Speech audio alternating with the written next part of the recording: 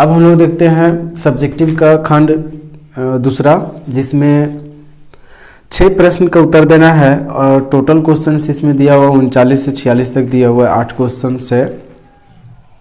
Question है जिसमें 6 question का आंसर देना है और सभी क्वेश्चन जो होगा ये 3 मार्क्स यानी कि 3 नंबर का है। बहुत आसान है, इसमें से सभी बनाकर दिखा देंगे। 39 नंबर क्वेश्चन में बोला है कि सिद्ध कीजिए कि 3 + 3 + 4 √5 एक अपरिमेय संख्या। अपरिमेय प्रूफ करने बोला गया, परिमेय मान लेंगे, जस्ट इसका उल्टा। माना कि 3 + 4 √5 एक परिमेय संख्या है, एक परिमेय संख्या है। जब परिमेय संख्या होगा तो 3 + 4 √5 बराबर कह सकते हैं P/Q, जहां P तथा Q कोई पूर्णांक है, कोई पूर्णांक है एवं साथ में ये भी होना चाहिए Q ≠ 0। तो यहाँ से अब हम लोग आगे कर सकते हैं प्रोसेस। इसमें ये है कि 3 इधर प्लस में उधर, मतलब कुल मिला के अपरिमेय इधर और परिमेय सभी को उधर, ये हम लोग लिख सकते हैं। P/Q 3 प्लस में उधर गया माइनस में, 4 है इधर गुना में उधर जाएगा भागा में, P/Q -3 और 1/4 ये हो गया उधर कुल मिला के परिमेय संख्या, इधर हो गया अपरिमेय संख्या। तो अब हम लोग लिख सकते हैं इसको कि P/Q जो है -3 और गुना में 1/4, ये जो है ये एक परिमेय संख्या है, एक परिमेय संख्या है। इसलिए इसको भी क्या होना पड़ेगा इसके कारण, क्योंकि बराबर है। तो जिस तरह से हम लोग देखते हैं अपना समाज में 2 कैटेगरी में मैरिज होता है, दोनों सेम का कास्ट, इस तरह से ये परिमेय है तो ये भी परिमेय होना पड़ेगा, यानी कि √5 को भी परिमेय संख्या होना पड़ेगा, परिमेय संख्या होना पड़ेगा। अब इसके बाद है सवाल यहाँ से उठेगा कि √5 यहाँ परिमेय दिखा रहे हैं, लेकिन रियली में जो होता है, वास्तविकता जो है, लेकिन वास्तव में √5 जो है, लेकिन वास्तव में √5 एक अपरिमेय संख्या है।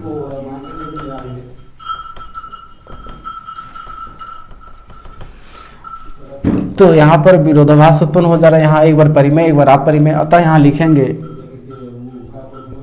अतः यहाँ विरोधाभास उत्पन्न हो रहा है। इसलिए विरोधाभास उत्पन्न होने का कारण क्या है कि हम लोग गलत मान लिए, इसलिए माना गया कथन गलत है। अब जब माना गया कथन गलत है तो सही क्या होगा कि 3 + 4 √5 एक अपरिमेय संख्या है, एक अपरिमेय संख्या है, ये होगा। यानी कि सबसे पहले क्या है, ये परिमेय अपरिमेय प्रूफ करना था, परिमेय मान लिए। परिमेय मानने के कारण यहाँ पर P/Q के रूप में लिख सकते हैं, क्योंकि परिमेय संख्या किसे कहते हैं, जिस संख्या को P/Q के रूप में लिखा जा सकता है।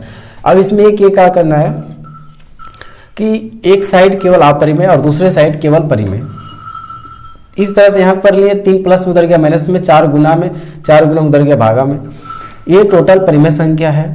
तो इसको भी क्या होना पड़ेगा, परिमेय संख्या होना पड़ेगा। लेकिन वास्तव में √5 एक क्या है, अपरिमेय संख्या है। इसलिए यहाँ पर क्या हो रहा था, यहाँ विरोधाभास उत्पन्न हो रहा है, इसलिए माना गया कथन जो हमारा है परिमेय संख्या, वो क्या हो जाएगा, गलत है। तो क्या सही होगा, तो 3 + 4 √5 एक अपरिमेय संख्या। इसी प्रकार से एक 40 नंबर क्वेश्चन है जिसमें 3 चैप्टर से पूछा गया, 3 चैप्टर यानी कि 2 चर वाले रैखिक समीकरण से पूछा गया है। 2 समीकरण दिया है, उसमें ग्राफ बनाने के लिए बोला गया है, ग्राफी विधि से हल करने बोला गया है। तो किस तरह से हल करना, सबसे पहले दोनों समीकरण को लिखेंगे और फर्स्ट और सेकंड मान लेंगे। दोनों समीकरण क्या दिया हुआ है, एक्स माइनस वाई बराबर नहीं है, +1 है, इज इक्वल टू 0 है, ऐसा है। इसको हम लोग ऐसा लिख सकते हैं, x माइनस वाई बराबर -1 और x बराबर -y, उधर जाएगा तो +y, इधर -y उधर गया तो +y। अब यहाँ से हम लोग या तो इससे पहले हम लोग इसमें मान सकते हैं इस तरह से, जो दिया हुआ उसको फर्स्ट और दिया हुआ था x minus Y +1 is equal to 0, equation first मानेंगे। और दूसरा दिया हुआ है 3x + 2y -12 is equal to 0, इसको मान लेंगे समीकरण सेकेंड। अब यहाँ लिखेंगे समीकरण फर्स्ट से, इतना लिखने के बाद समीकरण फर्स्ट से और इस तरह से सॉल्व कर लेंगे। इतना सॉल्व होने के बाद इसमें बॉक्स बना लेना है और बॉक्स बनाकर इसमें बॉक्स में भरना है। यहाँ x लिखेंगे और यहाँ y का वैल्यू या x का वैल्यू रखेंगे अपने से। y का वैल्यू अगर 0 रखते हैं, y का वैल्यू 0 हो गया, 0 + -1 तो -1 बचेगा। अगर 0 का वैल्यू रख देते हैं हम लोग +1, सॉरी y का वैल्यू 1 रखते हैं तो 1 प्लस में और माइनस में घट के 0 हो गया। ये पहला बॉक्स निकला। इसी तरह से दूसरा समीकरण से दूसरा बॉक्स निकाल लेना है। तो कैसे निकलेगा, फिर से यहाँ लिखेंगे समीकरण सेकेंड से। समीकरण सेकेंड क्या है, 3x + 2y और -12 इज इक्वल टू यहाँ पर 0 बराबर में 0। तो यहाँ से x या y किसी की भी वैल्यू निकाल लेते हैं हम लोग। 3x और ये इधर प्लस में 12 इधर प्लस में उधर जाएगा तो सॉरी इधर माइनस में उधर जाएगा तो प्लस में, 2y इधर प्लस में उधर जाएगा तो माइनस में होगा, 3 इधर गुना में उधर चला जाएगा तो भागम हो जाएगा, भागम होगी। अब यहाँ से बॉक्स बना लेना, फिर से बॉक्स बना लेंगे और बॉक्स बनाने के बाद यहाँ x और यहाँ y, इसमें से जो जोड़ घटाव गुना भागम रहेगा उसका वैल्यू बैठाएंगे। y है तो y का वैल्यू बैठाएंगे। y का वैल्यू कितना बैठाते हैं, 0 बैठाते हैं। y का वैल्यू अगर 0 होगा तो यहाँ से ये पूरा 0 बच गया, केवल 12 को 3 से भाग देंगे तो 4 × 12। अब अगर यहाँ पर रखते हैं हम लोग वैल्यू कितना रख दे, 3 रख देते हैं तो 3 दूना 6, 12 में 6 घट जाएगा तो 6 बचा। 6 को 3 से, अच्छा y का वैल्यू कितना रखे थे 3 दूना 6, 12 में 6 घट गया 6 बचा। 6 को 3 से भाग देंगे तो 6/3 2 बार में जाएगा। ये आ गया, ये आया इसका बॉक्स। अभी इसके बाद इसमें ग्राफ बनाना है। तो ग्राफ बनाने के लिए खींचना है लाइन, जिसमें ये x अक्ष नाम दे देना है, ये y अक्ष और ये x डैश और ये y डैश। ये मूल बिंदु का 0 होता है। इधर प्लस में सभी वैल्यू स्केल से इसको माप के बराबर दूरी पर 1 2 3 4 बराबर दूरी पर देना है। इसको भी स्केल से माप कर बराबर दूरी पर देना है। इधर ऊपर भी प्लस में ही होगा 1 2 3 4 5 तक। इधर जो होगा ये भी बराबर दूरी पर, सभी को बराबर दूरी पर नाप कर इसको चिन्हित करना है और इधर माइनस में देना है। इधर माइनस में हो गया, नीचे भी जो होता है वो भी बराबर दूरी पर और माइनस में होगा, ये हो गया। उसके बाद बॉक्स जो दिया हुआ था x का वैल्यू -1, x अक्ष ये है, प्लस उधर माइनस इधर, x अक्ष में -1 यहाँ चल गए। y तरफ 0 मतलब ऊपर और नीचे जाना है तो y तरफ जाना ही नहीं है, तो मतलब कि -1 यहाँ हो गया, एक बिंदु मिल गया। फिर x तरफ 0 मतलब x तरफ ना तो इधर जाना है ना तो उधर जाना है, मतलब इसी के सीधा में जाना, इसी लाइन पे होना चाहिए। y कितना 1 +1, तो +1 यहाँ है, -1 बोलता तब यहाँ जाते, +1 यहाँ है, तो ये हो गया 2 पॉइंट मिल गया। अब स्केल बैठाकर इस दोनों पॉइंट से लाइन पास होते हुए एक लाइन खींच देना, ये समीकरण फर्स्ट हो गया। इसको चिन्हित करने के लिए समीकरण फर्स्ट दे सकते हैं हम लोग। ये हो गया पहला। अब उसके बाद दूसरा बॉक्स से x तरफ 4 जाना है, 4 चल गए। y तरफ 0 जाना है, y तरफ जाना ही नहीं, मतलब कि ये पहला पॉइंट यहाँ मिला। और दूसरा फिर से x तरफ 2 जाना है, y तरफ 3 जाना है। x तरफ 2 गए, y तरफ 3 जाना, मतलब कि 3। y तरफ यहाँ गए, x तरफ 2 से कितना ऊपर उठना है तो 3 तक, ये यहाँ तक हो गया। अब इसको क्या करना है, ये 2 पॉइंट को मिला देना है सीधा स्केल से बिठाकर, जहाँ पर कटेगा इसी का सोल्यूशन है। लेकिन ये इसका सोल्यूशन होगा, लेकिन इसका सोल्यूशन से मतलब नहीं बस यहीं तक बना के छोड़ देना है, ये इसको ग्राफ में बनाना है, यहीं तक बना कर छोड़ देना है। ये इसका हो गया आंसर। अब देखते हैं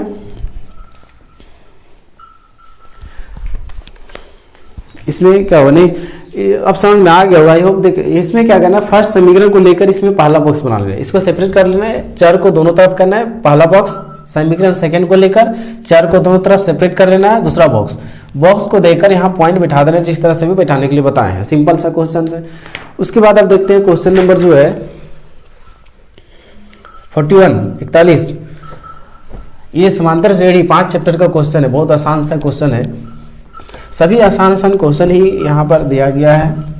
और सभी क्वेश्चन जो भी मॉडल सेट में क्वेश्चन है, सभी क्वेश्चंस को पूरा फुल रिवीजन कर लेना, मतलब अच्छे से इसको तैयारी कर लेना है, ताकि कोई क्वेश्चन अगर आ जाए तो वो छूटना नहीं चाहिए। और है कि इसी टाइप से जिस टाइप से यहाँ पूछा गया उसी टाइप से वहाँ भी रहेगा, तो बहुत ज़्यादा फायदा होने वाला है अगर यहाँ पर पूरा रिहर्सल करके जाते हैं। तो 41 नंबर क्वेश्चन में देखते हैं हम लोग क्या कर रहे हैं। एपी का 17वां पद, एपी का 17वां पद मतलब कि ये 17 दिया हुआ है, दिया हुआ नहीं है, 17वां पद उसके 10वें पद से, 10वां पद से कितना अधिक है, तो 7 अधिक है, 7 जोड़ देंगे। इसका सारा अंतर पूछा है, सिंपल सा है, इधर प्लस में इधर जाएगा माइनस में, ए 17 में माइनस होगा ए 10, ए 10 माइनस होगा बराबर क्या बचेगा 7। ए 17 को लिख सकते हैं ए प्लस इससे एगो कम डी, 17 है तो एक कम 16 डी, माइनस ब्रैकेट ले लेंगे, ब्रैकेट के यहाँ माइनस के बाद 2 टर्म में आएगा तो माइनस ले लेते हैं। ए 10 है तो ए प्लस कितना डी, एगो कम डी 9 डी बराबर 7। अब यहाँ से हम लोग देख सकते हैं ए प्लस 16 डी माइनस गुना कर देंगे तो माइनस ए और माइनस 9 डी बराबर 7। ए प्लस में ए माइनस में घट के 0 कटेगा नहीं, घट के 0, 16 डी माइनस 9 डी, 16 डी में 9 डी घटेगा तो कितना डी बचेगा 7 डी बराबर में कितना है 7, 7 इधर गुना उधर जाएगा तो भागा में डी बराबर कितना आया 7 को 7 से भाग देंगे 1 आएगा, सिंपल सा है। तो इसमें ज्यादा कुछ था नहीं। अब 42 नंबर क्वेश्चन कह रहे हैं, 42 नंबर में क्या कर रहा है कि वह अनुपात ज्ञात कीजिए। हाँ ये क्वेश्चन थोड़ा समझने वाला है। वह अनुपात ज्ञात कीजिए जो जिसमें बिंदु दिया हुआ है, 2 बिंदु दिया हुआ है, 2 बिंदु इसमें दिया हुआ है, मान लेते हैं ए 1 माइनस 5, बी का दिया हुआ है -4 और 5 दिया हुआ है। इस 2 बिंदुओं को मिलाने वाला रेखाखंड x अक्ष से विभाजित होता है। x अक्ष से मतलब x कुछ होगा y 0 होगा, सिंपल से। x अक्ष से बोला तो x कुछ होगा y 0 होगा, y अक्ष से बोलेगा तो y कुछ होगा लेकिन x फिर 0 हो जाएगा, ठीक है। यहाँ पर लिख सकते हैं, क्या लिखना है कि माना कि बिंदु P कॉमा बिंदुओं A का इतना और B का इतना को मिलाने वाले रेखाखंड बिंदु P द्वारा M1 अनुपात M2 में विभाजित होता है।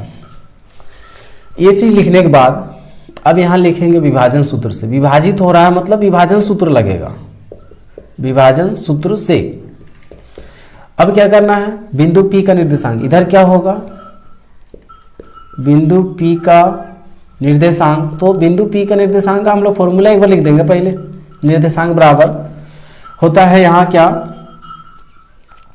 m1 x2 m2 x1 और बटा में m1 plus m2 comma m1 y2 plus m1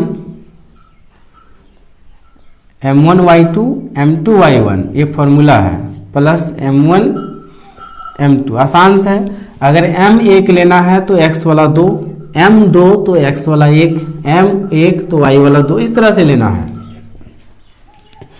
इसका निर्देशांक x p का x, 0 दिया हुआ है। m1 का m1 रहेगा यहाँ और x के साथ यानी कि x2 है तो ये m1 लिए तो इसके साथ हमेशा सभी गुना होगा। अब x का लेना तो x का ले, कॉमा से पहले x अक्ष का तो x अक्ष का ही लेंगे हम लोग। ये m1 है -4, ये m2 लेंगे तो इसके साथ गुना होगा, m2 के साथ x का 1, m2 1 बाई में m1 m2 y2 कितना 5, m1 के साथ y वाला 5, फिर m2 y1 -5 ये हो गया। अब इसको गुना कर देंगे तो ये -4m1 होगा, -4m1 प्लस m2, और बाई में हो जाएगा m1 plus m2 comma 5m1 plus गुना माइनस माइनस हो जाएगा, एक ही बार माइनस कर देते हैं, -5m2 बराबर m1 प्लस m2 ये होगा। अब ये निकाला था x का वैल्यू जो कितना दिया हुआ है, x दिया हुआ है, ठीक है, तो बराबर कर देते हैं, x बराबर इतना होगा -4m1 प्लस m2 ये होगा। और उसके बाद बाय में m1 प्लस m2, और ये 0 के बराबर होगा, y वाला 0 दिया हुआ तो ये इसके बराबर होगा, 5m1 माइनस 5m2 बराबर बटा में m1 प्लस m2। अब यहाँ क्या है, इसको भी छोड़ देते हैं, स्टॉप करते हैं इसको समीकरण फर्स्ट मानकर।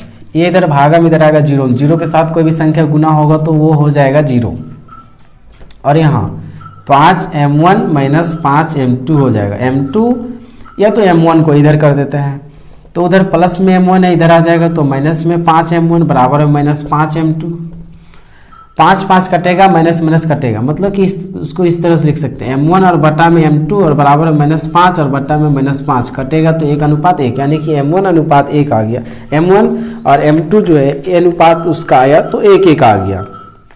यहाँ पर बोला था वह अनुपात ज्ञात कीजिए, केवल अनुपात बोला था तो अनुपात यहाँ पर आ गया, m1 और m2 का अनुपात यहाँ लिखना है, m1 अनुपात m2 बराबर 1:1, यही इसका आंसर हो गया। बोलता है x अक्ष पर यानी कि वह बिंदु विभाजित करने वाला बिंदु का निर्देशांक, तो यहाँ पर लिखा था y तो 0 है, x का वैल्यू निकालना पड़ता है, यहाँ पर m1 और m2 बैठाना पड़ता है, 1:1 -4 और 1 प्लस में -3 होता, और 1 और 1 2 -3/2 होता, तो इसका जो निर्देशांक आता -3/2, 0 आता अगर बिंदु पूछता तो, लेकिन पूछा नहीं, केवल अनुपात पूछा तो यही तक होगा। तो ये था। अब उसके बाद दिया हुआ त्रिभुज का क्षेत्रफल निकालने के लिए 7.3 से दिया हुआ है, त्रिभुज का क्षेत्रफल वाला निर्देशांक से जो त्रिभुज का क्षेत्रफल निकाला जाता था, उस क्वेश्चन एक दिया है, क्वेश्चन तो देना ही है, तो उसको बस सॉल्व करना है हम लोग को कि कैसे सॉल्व होगा। तो इसमें क्वेश्चन एक त्रिभुज है और है कि उसका निर्देशांक